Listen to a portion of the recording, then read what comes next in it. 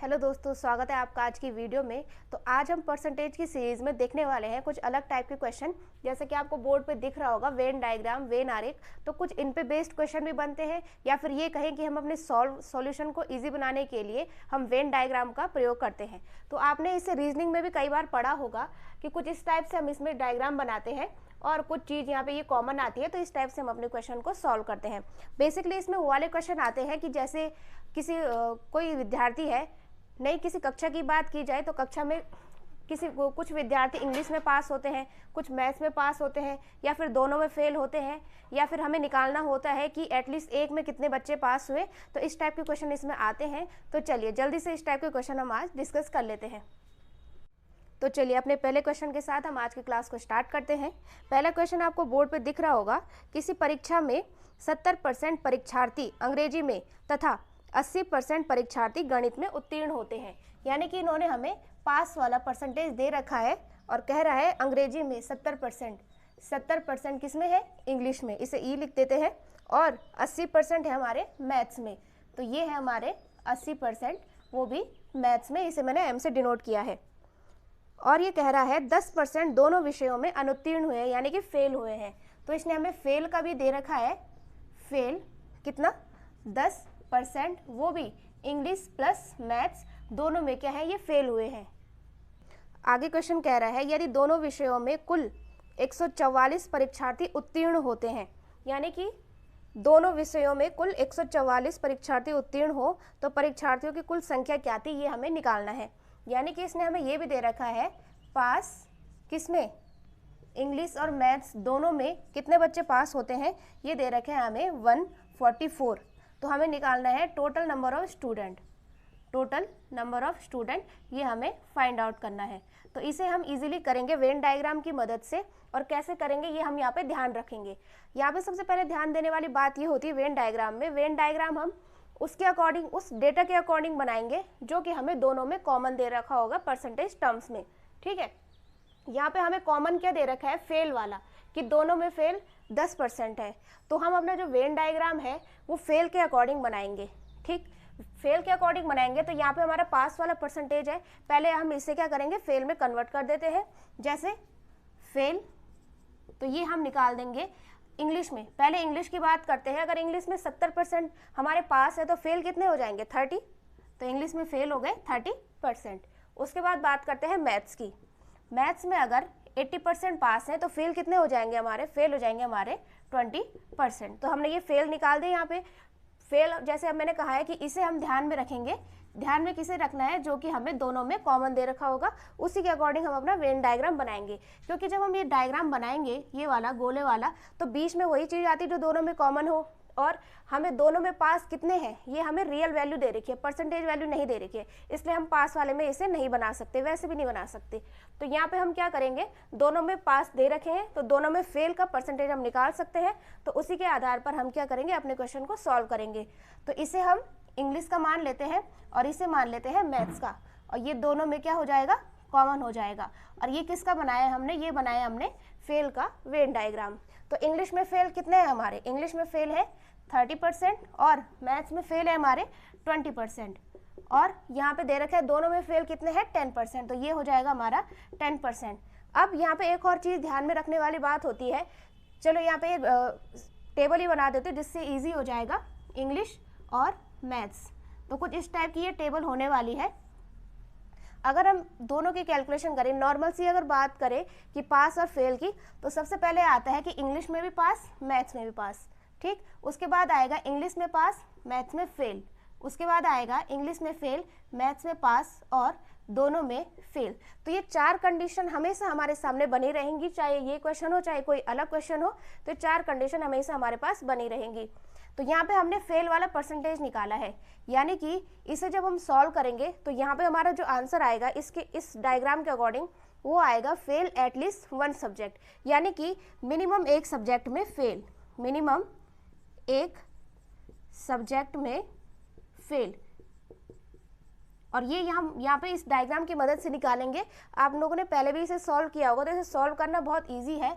30% दोनों के जो सेपरेट वाले हैं उन्हें पहले जोड़ देंगे, 30% प्लस 20%, और जो हमें कॉमन दे रखा है उसे हम इसमें से लेस करेंगे, माइनस करेंगे। तो यहाँ पे हमारा कितना आ जाएगा, ये आ जाएगा 50 - 10, ये हो जाएगा यहाँ पे हमारा 40%। तो ये हमारा क्या है 40%, मिनिमम एक सब्जेक्ट में फेल, मैक्सिमम 2 में भी हो सकता है। यानी कि कौन कौन सी कंडीशन आ जाती है इसमें एक सब्जेक्ट में फेल में, ये वाली कंडीशन आएगी, ये वाली आएगी और ये वाली आएगी। तो इन तीनों का डेटा हमें मिल चुका है परसेंटेज टर्म्स में 40%। और इसका उल्टा जो हम करेंगे वो हमारा क्या आएगा, 100 में से अगर हम 40 लेस करेंगे तो इन चारों कंडीशन में से हमें ये वाली कंडीशन मिल जाएगी, यानी कि दोनों सब्जेक्ट में पास। अब यहाँ पे जैसे हमने निकाल दिया है एक सब्जेक्ट में फेल, ठीक, उसके बाद 2 सब्जेक्ट में पास, तो दोनों सब्जेक्ट में पास, इसकी हमें रियल वैल्यू भी दे रखी है। तो यहाँ पे हम निकालेंगे दोनों में पास, तो दोनों में पास वाले कितने हो जाएंगे, 100 में से 40 लेस कर देंगे तो ये हो जाएगा यहाँ पे हमारा 60%। ठीक है, 60% हमने यहाँ पे निकाल दिया है। रियल वैल्यू भी हमें दे रखी है, दोनों में पास कितना 144, तो इसे अब हम इसके इक्वल रख देंगे। तो 60% जो है वो अब रख देंगे हम 144 के इक्वल रख देंगे, और 60% का 100% क्या हो जाएगा, हमारा टोटल नंबर ऑफ स्टूडेंट हो जाएगा। तो यहाँ पे हम सीधे सीधा ऐसे ही कर लेते हैं कैलकुलेशन, 144/60 × 100। इसे हम सॉल्व करेंगे तो हमारे टोटल नंबर ऑफ स्टूडेंट आ जाएंगे। इसे यहाँ पे काट लेते हैं। तो यहाँ पे हमारे टोटल नंबर ऑफ स्टूडेंट आ गए हैं 240, और ये है आपके ऑप्शन नंबर सी में। ठीक है, तो यहाँ पे हमने ये क्वेश्चन सॉल्व कर लिया, ऑप्शन नंबर सी में इसका आंसर आ गया है। तो इसे आप लोग ध्यान रखेंगे हमने किस प्रकार से इसे सॉल्व किया है, और इस टेबल को आप जरूर ध्यान रखेंगे। कहीं अगर एग्जाम में अगर सॉल्व करते हुए अगर आपको दिक्कत होती है तो टेबल जरूर बनाएं, इसकी वजह से हमारा आंसर और इजीली भी निकल सकता है। यहाँ पे हमने देखेंगे हमने क्या किया स्टार्टिंग में, ये वेन डायग्राम जहाँ पे लगेगा वहाँ पे वहीं पे लगेगा ये डायग्राम जहाँ पे हमें ये कॉमन वाला पोर्शन दे रखा होगा। कॉमन वाला पोर्शन हमें फेल के टर्म्स में दे रखा था, इसलिए हमने फेल पे लगाया। पास वाले परसेंटेज दिए हैं तो उन्हें उनसे हमने पहले फेल वाले निकाले। ठीक है, फेल वाले निकाले तो डायग्राम की मदद से हमें मिला एक सब्जेक्ट में फेल, और एक सब्जेक्ट में फेल में ये तीनों कंडीशन आ रही थी, यानी कि 100 के अंदर ये तीनों कंडीशन है। 100 में से हमने ये तीनों का जो योग था, जो सम था 40%, वो लेस किया तो मिला दोनों में पास। दोनों में पास का परसेंटेज मिला और रियल वैल्यू भी दे रखी है इसकी, इसे इसके इक्वल रखा, और उसका जो 100% आएगा वो आएगा हमारा नंबर ऑफ स्टूडेंट। तो आंसर हो गया 240, ऑप्शन नंबर सी। चलिए बढ़ते हैं नेक्स्ट क्वेश्चन की तरफ। तो चलिए नेक्स्ट क्वेश्चन आपको स्क्रीन पे दिख रहा होगा। In an exam 34% of the student failed in math and 42% in English. कह रहा है कि ये 34% फेल हुए हैं आपके मैथ्स में, यानी कि इसमें हमने इसने हमें फेल का दे रखा है, फेल में दे रखा है 34% किस में है आपके मैथ्स में। मैथ्स को मैंने एम लिख दिया यहाँ पे। फिर कह रहा है 42% फेल होते हैं इंग्लिश में, फेल ही दे रखा है 42%, ये दे रखा है हमें किस में, इंग्लिश में फेल है। ठीक, फिर वो कह रहा है if 20% student fail in both. अब इसमें इस बार क्या किया है इसने, फेल का ही दे रखा है, फेल है 20%, वो भी इंग्लिश प्लस मैथ्स दोनों में फेल इसने दे रखा है हमें 20%। तो हमने निकालना है then percentage of student who pass in both, यानी कि दोनों में कितने विद्यार्थी पास हुए हैं ये हमें यहाँ पे निकालना है। ये डायग्राम मैंने यहाँ पे रब नहीं किया है क्योंकि इसमें भी ये हमें काम आएगा। तो यहाँ पे जैसे कि मैंने पहले भी कहा था कि वेन डायग्राम में जो हम निकालते हैं आंसर वो लगेगा जो परसेंटेज हमें दोनों में कॉमन वाला दे रखा होगा। तो इसने यहाँ पे ऑटोमेटिकली हमें खुद ही दे रखा है फेल में, और ये भी हमें फेल में दे रखा है। तो यहाँ से जो हमारा आंसर निकलेगा, यानी कि फेल फेल फेल फेल, तो फेल एटलीस्ट 1 यहाँ से हम निकालेंगे तो उसका अपोजिट हमें मिलेगा दोनों में पास। तो यहाँ से निकाल देते हैं फेल एटलीस्ट इन 1 सब्जेक्ट। ठीक है, जैसे कि पहले भी बताया है तो सेपरेट इन्हें जोड़ लेंगे, 34 + 42, और जो दोनों में कॉमन है उस वाले को हम यहाँ पे कर देंगे माइनस, यानी कि 20 यहाँ पे हम लेस कर देंगे। तो यहाँ पे हो जाएगा हमारा 34 + 22, तो ये आ जाएगा हमारा यहाँ पे 56%। ठीक है, 56% यहाँ पे हमारा क्या आ गया, फेल एटलीस्ट इन 1 सब्जेक्ट। अब फेल एटलीस्ट इन 1 सब्जेक्ट का अपोजिट होता है दोनों में पास। ठीक है, और यहाँ पे हमें पूछा है कि then percentage of student who pass in both, यही हमें यहाँ पे निकालना है। तो पास इन बोथ तो पास इन बोथ कैसे निकालेंगे, यहाँ पे हम 100 में से 56 को यहाँ पे हम लेस कर देंगे और यहाँ पे हमारा आंसर आ जाएगा 44%। ठीक है, तो इस टाइप से ये क्वेश्चन हमारे लिए और इजी हो गया, क्योंकि इसने हमें जो कॉमन वाली चीज़ थी वो फेल में खुद ही दे ली थी, हमें ज़्यादा कैलकुलेशन नहीं करनी पड़ी। तो इस टाइप से क्वेश्चन हमने यहाँ पे सॉल्व कर लिया है। तो चलिए बढ़ते हैं नेक्स्ट क्वेश्चन की तरफ। तो तीसरा क्वेश्चन आपको बोर्ड पे दिख रहा होगा। क्वेश्चन कह रहा है in a hotel 60% had vegetarian lunch while 30% had non vegetarian lunch. यानी कि क्वेश्चन टाइप उसी प्रकार का है जो हम वेन डायग्राम से करेंगे, बस इसने लैंग्वेज चेंज कर दी है। पास फेल की जगह इसने हमें वेजिटेरियन नॉन वेजिटेरियन इस फॉर्म में दे रखा है।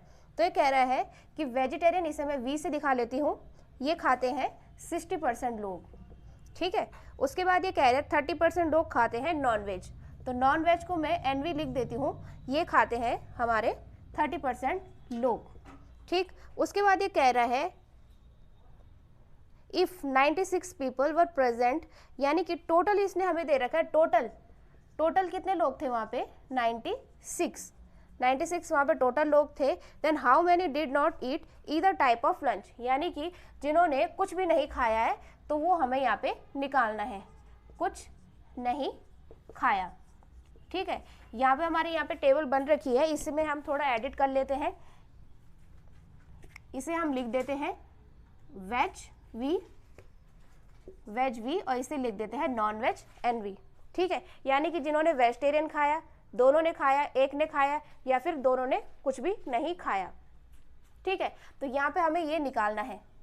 तो ये कैसे निकालेंगे हम, वेजिटेरियन का दे रखा है, नॉन वेजिटेरियन का दे रखा है और टोटल हमें 96 यहाँ पे रियल वैल्यू दे रखी है।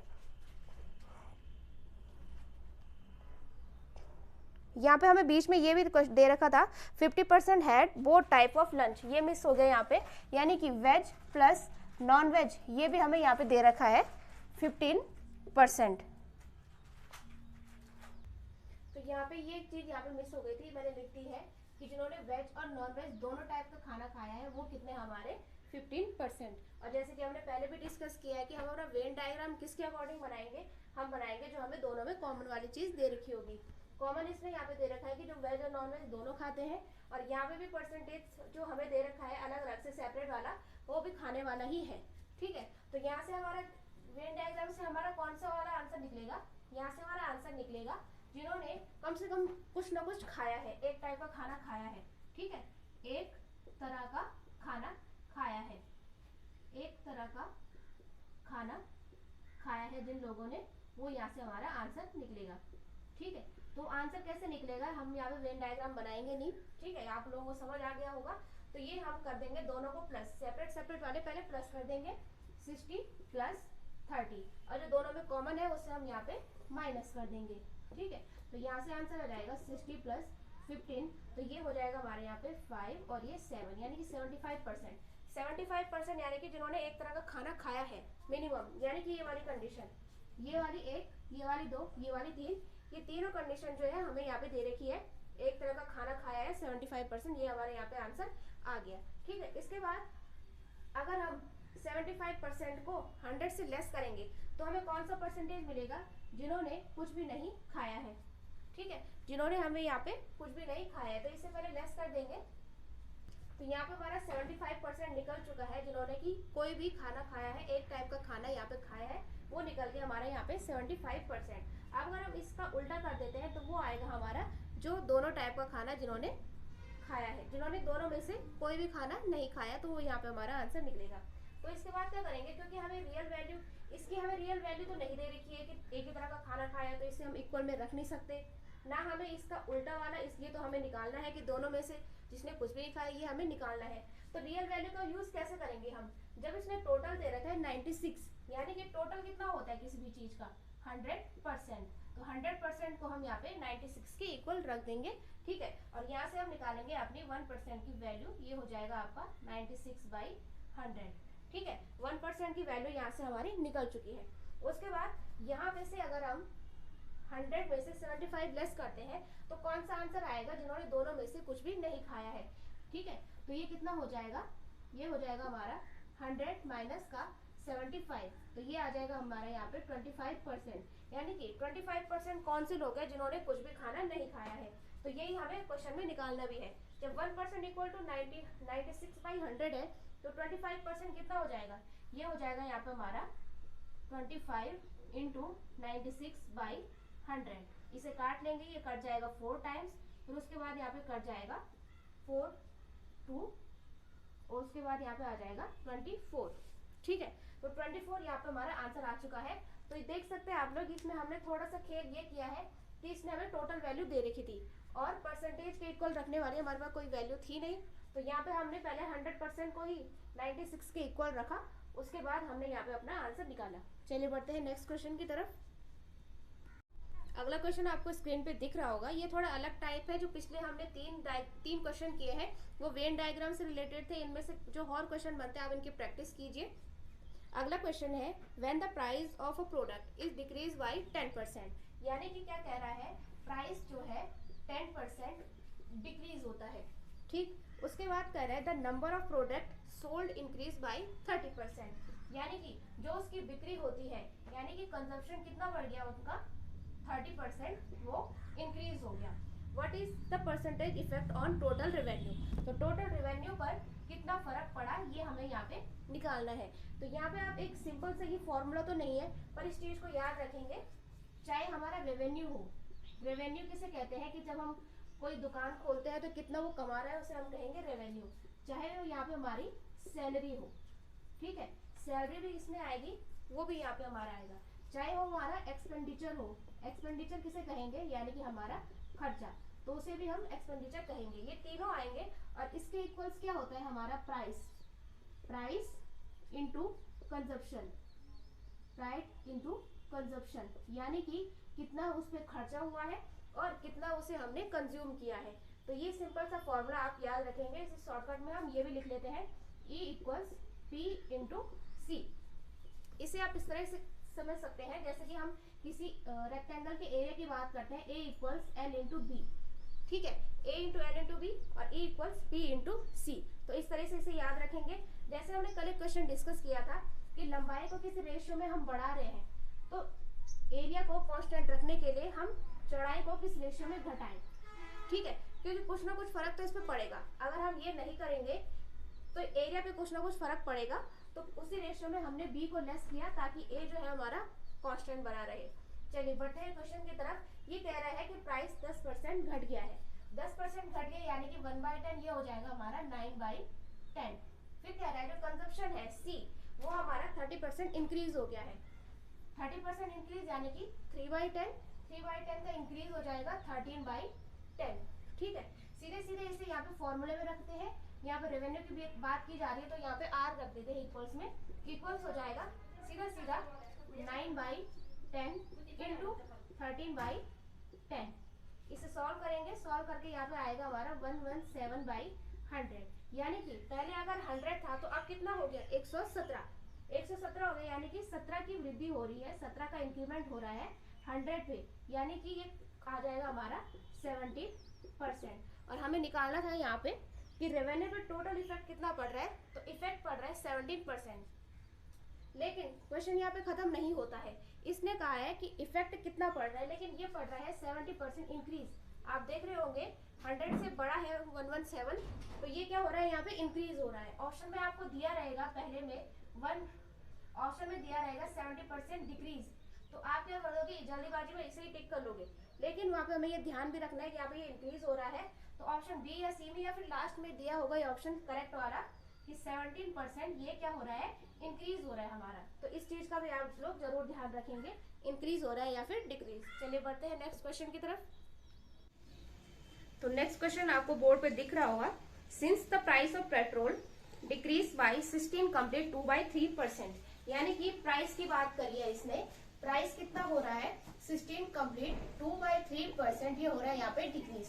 और अगर आपने पहली वाली क्लास ध्यान से देखी है तो उसमें जो मैंने इंपॉर्टेंट परसेंटेज टर्म्स लिखाए थे तो वहां पे आपको साफ साफ दिख रहा था कि 16 कंप्लीट 2/3 का रेशियो कितना होता है 1/6। अब अगर आप इसे यहाँ पे सॉल्व करोगे 16 3 या फिर 2 ऐड करोगे उसके बाद इसकी रेशियो वैल्यू निकालोगे तो काफी देर हो जाएगी, तो इसे आप लोग ध्यान रखेंगे। और डिक्रीज की बात करनी है तो हो रही है यहाँ पे, तो ये हो जाएगा 6 - 1 यानी कि 5/6। आगे देखते हैं, a man increases his expenditure by 25%, मतलब एक पर्सन ने अपना खर्चा कितना बढ़ा दिया, 25% बढ़ा दिया, 25% खर्चा बढ़ा दिया, यानी कि 25% होता है 1/4 और बढ़ा दिया होगा तो ये हो जाएगा यहाँ पे हमारा 5/4। ठीक है, उसके बाद निकालना है find the effect on the consumption, consumption पे कितना फर्क पड़ेगा, यानी कि इस बार क्वेश्चन में हमें ई की वैल्यू दे रखी है, पी की वैल्यू दे रखी है और हमें निकालनी है सी की वैल्यू। तो चलिए वैल्यू पुट करते हैं यहाँ पे, ई इक्वल्स कितना है पी इंटू सी, तो वैल्यू रख देते हैं यहाँ पे, ई की वैल्यू हमें पता है 5/4 इक्वल्स पी की वैल्यू भी हमने यहाँ पे निकाल दी है 5/6 इंटू सी। ठीक, तो चलिए यहाँ पे इसे इसको सॉल्व कर लेते हैं, 5 से 5 हम यहाँ पे काट देते हैं, ये हो जाएगा 2, ये हो जाएगा 3 और सी की वैल्यू निकालेंगे तो 3 यहाँ चले जाएगा ऊपर 3/2। ठीक है, तो यहाँ पे कितना हो रहा है, कंजप्शन पे क्या फर्क पड़ रहा है, अगर 2 पहले था तो अब कितना हो गया है, न्यू 3 हो गया है, यानी कि 1 का इसमें इंक्रीमेंट हो रहा है +1, 1 का इंक्रीमेंट हो रहा है और कितने पे हो रहा है, 2 पे हो रहा है। ठीक है, तो ये आंसर हो जाएगा हमारा 50% इंक्रीज। इस टाइप के जो भी सवाल होंगे आपके खर्चे वाले, इसमें आप इस चीज़ का जरूर ध्यान रखेंगे, इंक्रीज हो रहा है या डिक्रीज, क्योंकि इसकी वजह से भी आपके आंसर क्या हो सकते हैं, गलत हो सकते हैं। ठीक है, तो इस टाइप का ही क्वेश्चन था, ये ध्यान रखेंगे आप लोग, ये वैल्यू जो है ये काफ़ी इंपॉर्टेंट है, इसे ध्यान रखेंगे। बढ़ते हैं नेक्स्ट क्वेश्चन की तरफ। तो चलिए बढ़ते हैं आज के लास्ट क्वेश्चन की तरफ। पिछले हमने क्या किया है, 2-3 क्वेश्चन हमने वाले डिस्कस किए हैं, फेल पास वाले, जिनमें हमने वेन डायग्राम के थ्रू उनको सॉल्व किया है। फिर हमने 2 क्वेश्चन वो देखे जिसमें एक्सपेंडिचर को हमने सॉल्व किया है पी इंटू सी की हेल्प से। अब ये थोड़ा अलग सा क्वेश्चन है, बाकियों से अलग है, लेकिन एग्जाम में बनने के इसके भी चांसेस हैं, इसे भी हम डिस्कस कर लेते हैं। तो क्वेश्चन आपको स्क्रीन पे दिख रहा होगा, if the numerator of a fraction is increase by 15%। Numerator की बात की जा रही है, यानी कि इसे हम n लिख देते हैं, इसे हम अंश भी कह सकते हैं। कह रहा है 15% ये आपका इंक्रीज हो रहा है। 5% आपको पता है, 5% होता है हमारा 1/20, 5% होता है 1/20, तो 15% कितना हो जाएगा, इनटू में हम 3 कर लेंगे, यानी कि 3/20। तो रेशियो कितना मिल गया 15% का, 3/20, और इंक्रीज की बात की जा रही है तो 23/20 ये हमारा हो जाएगा। ठीक, उसके बाद बात कर रहा है डिनोमिनेटर डिमाइज्ड बाई 8%। ठीक है, फिर इसे हम डी लिख देते हैं, तो कितना कह रहा है ये 8%, ये हमारा यहाँ पे डिक्रीज हो रहा है।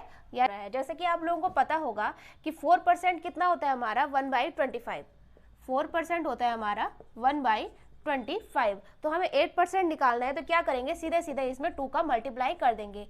देखो यहाँ पे अगर फिर आप सॉल्व करने लगोगे 8/100 तो काफ़ी लेट हो जाएगी, तो इस परसेंटेज टर्म्स को उल्टा सुल्टा भी याद रखेंगे, क्योंकि 25% 1/4 होता है और 4% हो जाएगा हमारा 1/25। ठीक है, तो ये हो जाएगा हमारा यहाँ पे 2/25 का डिक्रीज, तो ये हो जाएगा यहाँ पे हमारा 23/25। और फाइनली क्वेश्चन में हमसे पूछ रहा है, आगे इसने दिया है then the value of fraction is 15/16, यानी कि कोई हमारे पास यहाँ पे नंबर है, नंबर भी क्या है, नंबर हमें रेशियो की फॉर्म में दे रखा है। ठीक है, यानी कि n/d, यही हम इसे यहाँ पे लिख देते हैं। इसमें हमने कुछ इंक्रीज किया, कुछ डिक्रीज किया, और फाइनल में हमें इसका रेशियो करने के बाद कितना मिल रहा है, 15/16 हमें यहाँ पे हमें मिल रहा है। तो कह रहा है कि इनिशियल फ्रैक्शन निकालना है, n/d का इनिशियल फ्रैक्शन यहाँ पे हमें निकालना है। ठीक है, तो चलिए इसे सॉल्व करते हैं।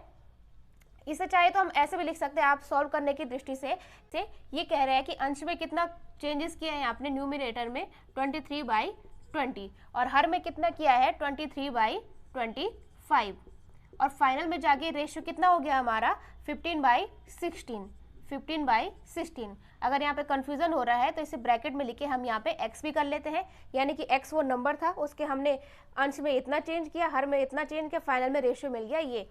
यहाँ पे इसे हम काट लेंगे इसे, और फाइनल में हमारे पास आ जाएगा x इंटू 25/20 इक्वल्स 15/16। ठीक, इसे सॉल्व कर लेंगे यहाँ पे 5 से अगर हम इसे काटते हैं, ठीक 5 से फिर हम इसे यहाँ पे काटेंगे 3 टाइम्स, फिर ये भी कट जाएगा यहाँ पे 4 टाइम्स, यानी कि x कितना आ गया यहाँ पे हमारे पास 3/4। ठीक है, तो यानी कि इनिशियल रेशियो कितना आ गया यहाँ पे हमारा, इनिशियल रेशियो आ गया आपका 3/4। तो ये कुछ अलग टाइप का क्वेश्चन था, इस टाइप के क्वेश्चन भी एग्जाम में बनते हैं। तो आज भी हमने कुछ अलग क्वेश्चन देखे हर दिन, और लगभग सारे टाइप हमारे कवर हो चुके हैं इसके अंदर। तो अब हम अगली क्लास में कुछ प्रीवियस ईयर क्वेश्चन देखेंगे, उसके बाद हम अपना नया टॉपिक स्टार्ट करेंगे। उम्मीद करते हैं आपको वीडियो अच्छी लगी होगी। इसे लाइक शेयर सब्सक्राइब जरूर करें।